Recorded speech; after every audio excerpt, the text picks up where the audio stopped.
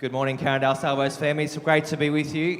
Thanks for joining us online as well. You know, we've got a number of visitors today, so we want to welcome you if you're here for the first time. If you're returning after a while, welcome as well. And if you're here most weeks, a very special welcome to you. How about we just take 2 minutes to turn around, walk across the room, say hello to somebody maybe you haven't said good day to, meet somebody new, just for 2 minutes, get up and encourage each other. It'd be great. Bless you. Bless you.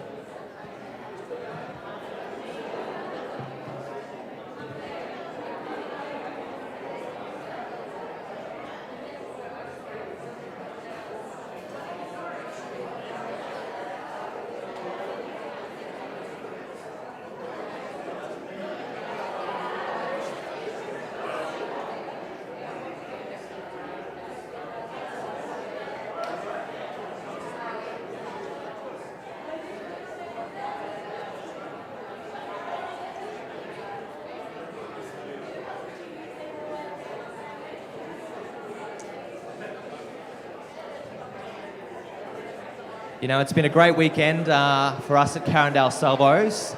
We had the chance to go out to Redcliffe yesterday. The band itself went to Redcliffe, which was a great occasion out at Redcliffe there. And not only did we have a great time yesterday afternoon,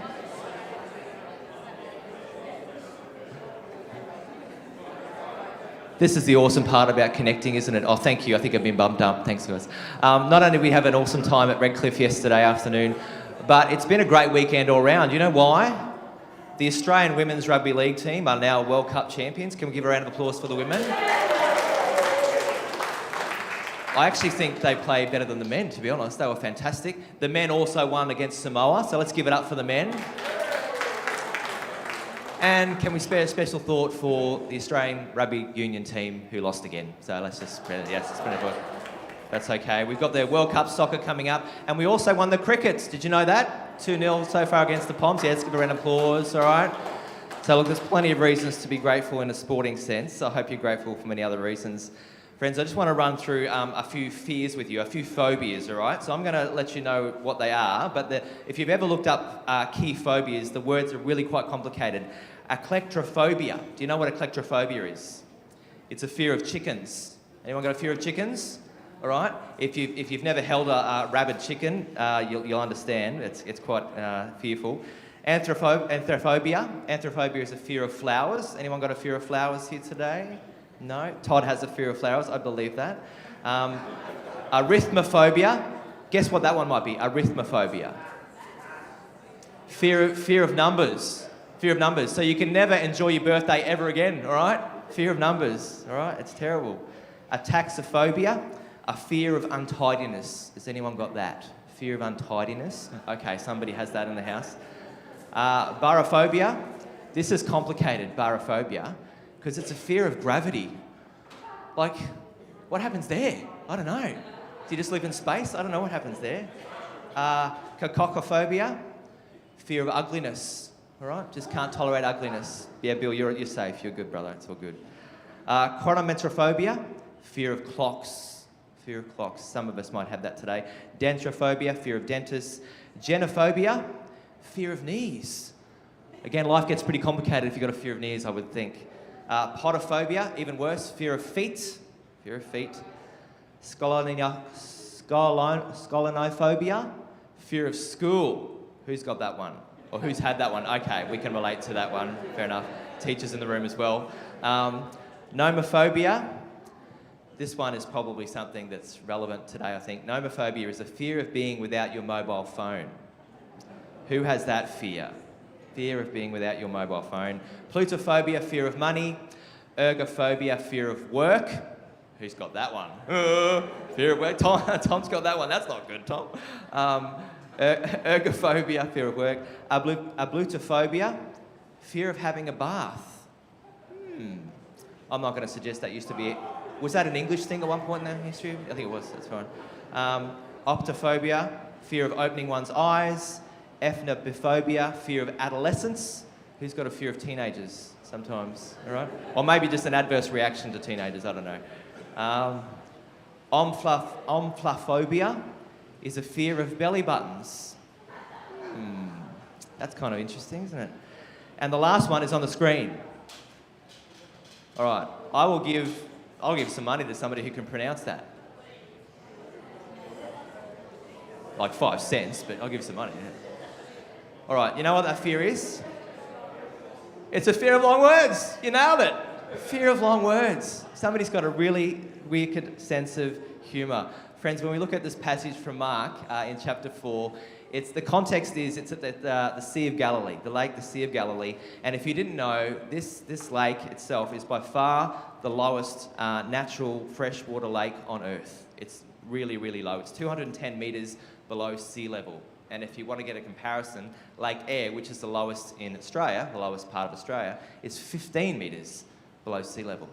This is 210 metres below sea level. And it's such a significant region in the Gospels because it's a significant region for Jesus' life. In fact, most of Jesus' recorded ministry is in this area. It's in this area of the Galilee region. It was basically Jesus' backyard. I don't know where your backyard is or what you're most familiar with, but it was Jesus' backyard, where he was born, where he grew up, where he lived, and generally where he died. Wouldn't it be cool, I think, sometimes if you were over there, an archaeologist, coming across like this ancient 2,000-year-old cedar or this stone that had been around since Moses' time, and it had a bit of graffiti from Jesus saying Jesus was here. Wouldn't that be awesome? I often think about that. But Jesus knew the terrain. He knew this location like the back of his hand. He knew the people. He knew the weather patterns. He'd been teaching. He'd been healing. And in this part of the story, he was tired. And Jesus says to his closest, let's go across to the other side of this lake, of the sea. Let's go across to the other side. Jesus took them into this scenario, friends. I think it's important to realise that. He took them into this scenario, knowing the weather patterns. And if you know anything about the sea there, it has some vicious, ferocious, spontaneous storms. It was renowned for it. Jesus led them into a place of risk, into a situation of danger. And for Jews especially, this idea of the sea, the ocean, water, was the place that evil and God clashed. It was this epic situation where evil and God clashed in their tradition. Jesus says, let's go into this situation. Where was he? Jesus was right with them. And as you read this story, it's got nothing to do with what we might understand in terms of boats today or ships today as we read this story. In fact, if you didn't know, the Kraken 50 is the safest blue water yacht in the world, right? It can't be sunk, if you didn't know that. There are boats around that cannot be sunk, and it's due to its all-in-one hull and keel with the scandings to match. And the Thunder Child is this high-speed, wave-piercing boat which has similar qualities. It can't be capsized. So we do have modern technology which prevents boats from often being capsized these days. But it wasn't the case back then. Jesus wasn't below on a maxi yacht, right, listening to the sweet tunes of Enya sail away on his Sennheisers. He wasn't chilling out on a maxi yacht. He's on this Galilean boat. And there is actually a place in, I think, Jerusalem where you can go and see a 2,000-year-old Galilee boat. It was discovered in 1986, and it's 8 metres by 2 metres, if you can imagine that. So it's not that big at all, really, fits on the stage. 8 metres by 2 metres. It was made of cedar and oak, and typically 5 to 10 people could fit on it. Now, maybe more at a stretch, okay? So it wasn't a huge situation. He was there with his closest. And on this, if you ever go to see it over in Israel, on this Galilean boat, there is an inscription. They found an inscription from, it was actually written in Aramaic, and it actually says, Jesus was here, all right? No, it doesn't. No, it's just, it doesn't say that at all. But it's a great thing to go see, so go check it out, all right, this Galilean boat. And on this 8-metre boat are his disciples and Jesus, and the storm is raging. The storm is raging. And if you were to read Matthew's account, because it's recorded in all 3 synoptics, this story, if you read Matthew's account, he describes this event as a seismos. The storm is a seismos, a quake, a trembling eruption of sea and sky. Matthew uses this Greek word seismos. A great seismos arose on the lake. And what's really interesting is the only other times that Matthew uses this term is when he describes the death of Jesus, and the resurrection of Jesus from the dead. That's the only other time he uses this term, when he dies and he rises again. The earth shook when he died, and the grave shook, in a sense, when he rose. I want you to think about that, friends. The story of the storm event in Mark 4 and Matthew as well. The story of the storm event shares equal billing with Jesus' most life-transformative moments, defeating guilt on the cross, defeating death at the tomb, and now silencing fear on the seas. In the midst of the seismos, eruption of the sea, Jesus is in this deep REM cycle. It talks about that he had his head on a cushion and he was laying in the stern at the back of the boat. I wonder who's best here at sleeping through anything. Who's the best at sleeping through anything? We have a few contenders down here. All right, Phil as well. Who's really good at... Sarah, I can't believe that. That's all right, that's cool. Who's really good at sleeping through anything? I don't know if you've been there. You're in such a deep sleep. My wife often says that's me. I don't think it is. And then she also claims that I snore, and I don't believe that either because I'm asleep. That's fine. But I do remember being in Towns Recovery Services, and there we had a rehab situation, a live-in situation, single rooms, communal amenities down the end of each floor, and we had fire alarms on the floors. And these were the old school fire alarms. You heard these before?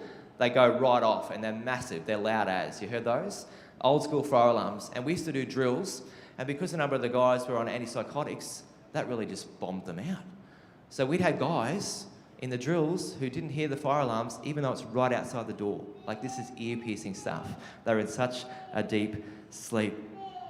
Well, Jesus was sound asleep while all hell is breaking loose on the outside. He's sound asleep and all hell is breaking loose on the outside. And the narrative actually says there were other boats. So there were other people, other followers, it wasn't just his closest friends, but there were other boats on this situation, and this massive storm is unfolding. And it wasn't just the ferocity of the storm, it was the suddenness of it.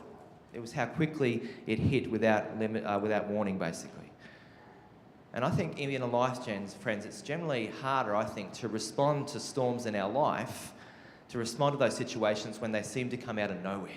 Sometimes you can see them coming, but other times you just don't. And it's often harder to deal with when you don't see them coming. We have these hardened fishermen, these experienced fishermen on the boat who are rightly petrified. There's some key descriptors. They are petrified in this situation. They are fearing for their life. These hardened fishermen who've done this day in, day out. And I want you to spare a thought for Matthew, who's a tax collector, all right? I don't think Matthew's handling this very well at all either, okay? I don't know how he's reacting, but I'm sure he's not handling it well. They wake Jesus from his premeditated sleep. They wake him from this premeditated sleep. And the first question they ask him is, don't you care that we are perishing? Don't you care that we are perishing? They don't ask about Jesus' strength. Can you still the storm? They don't ask him that. They don't ask him about his knowledge. Are you aware of the storm or his know-how? Do you have an experience with storms? But rather they raise doubts about Jesus' character. Don't you even care? And if I think about my life, and maybe yours too, fear often does that to us. Fear can often take us to a place where our confidence in Jesus, our confidence in God's goodness is eroded. If God can sleep in my storms, if his eyes stay shut when my eyes grow wide, if he allows the storms after I get on the boat, if he puts us in these life-threatening situations and then simply has a kip, does he really care? Fear, friends, can unleash a whole bevy, a swarm of doubts, which can actually give rise to anger as well. And I wonder who's been there. I wonder who's been so caught in the midst of fear and worry that you start to doubt the goodness of who God is. In their questioning about whether he cares, basically they're saying, do something about this storm. That's the implicit demand in the question. Do something in the midst of the storm. Fix it or else. Friends, fear at its very core is a perceived loss of control. Fear at its very core is a perceived loss of control. And if you were to read Mark in the early chapters, all throughout Mark in the early chapters, we see people who are driven by a desperate need. They're driven by a desperate need. A desperate father whose daughter lies at death's door. A woman who's tried everything to be healed, desperately reaching out to touch the garment of Jesus in the hope of a miracle. And Helen talked about those stories last week. Friends, those most open to receiving the power of Jesus, those who are most open to receiving the power of Jesus are often those who recognise their own desperate need of it. Those who are not open still have a desperate need, but they've convinced themselves that they don't need it. There's still a desperate need, they've just convinced themselves that they don't need Jesus. I was at a work conference, I think, a couple of years ago, and part of this conference is we looked at strengths. I don't know if you've ever looked at strengths-based activities to actually start to understand what are your strengths as a way of understanding yourself and others. It's a pretty healthy way to operate in human services these days. But we're at this meeting, we're looking at our strengths, and they use this analogy of a soundboard, funnily enough, that for us, for different people, we have different levels of strengths, and at different times they're turned up or they're turned down, but we have different levels of strengths, just like a soundboard. And usually as we operate out of our strengths, we can build relationships with one another. But fear, when it comes in, when it takes over, it starts to undermine your strengths. Where once you may have been positive, optimistic and hopeful, you become withdrawn and you start to despair. Fear generally distorts and undermines our strengths. And when life starts to get wild and crazy and out of control as we perceive it, we then tend to grab onto things that we feel we can manage. We tend to grab onto things or habits or ideas that we think we can manage. So there are times where you may feel stressed and out of control, and you may diet. So people then embrace what they can control, which is the intake of their food. Sometimes it's overeating, but the diet plays a part. Sometimes we tidy the house. I don't know if that's the way you deal with stress. Sometimes you grip the armrest on a plane if you've got a fear of flying. You just can't help it. You're actually hanging on for dear life. In many cases, this need or perceived need of gaining control because we feel out of control extends to others. And we can actually start to try and control others. The more insecure we feel, the more controlling we become. The more insecure that we feel, the more controlling we become. The more we try to take control, the more we try to take control. Fear can erode, friends, our confidence in God's goodness, in believing that ultimately He is in control. Fear could also deaden our recall, if you didn't know. It can deaden our recall. The disciples had every reason to trust Jesus. Every reason to trust in Jesus. They'd seen Him heal all kinds of sickness and all kinds of disease among the people. They'd even nodded uniformly in agreement when He shared about having no worries. He's teaching them about no worries. God will take care of the animals. He'll take care of the birds. Who are we to worry? How much more does He care for us? They're all nodding in agreement when He's teaching this sort of stuff. But fear, I think, creates a spiritual amnesia for us at times. And it dulls our miracle memory. It makes us forget what Jesus has done and who God is. I don't know today if you're full of worry or you're afraid. We know since the 1950s that worry and fear has increased in children since the 1950s. The last 5, 6, 7 decades, they've monitored anxiety in children, experiences of fear, and it's increased for a whole lot of different reasons. And I had a friend who had a fear of failure, and so much was their fear of failure that they were in their mid-50s and they didn't have a license, even though they needed one, and even though that inhibited their life to a certain extent, they didn't have a license because they were afraid of failing in going for the driver's tests. And I think some of us have probably been there. I was in my mid-20s when I had that fear. Who had the fear of failing the driver's test, right?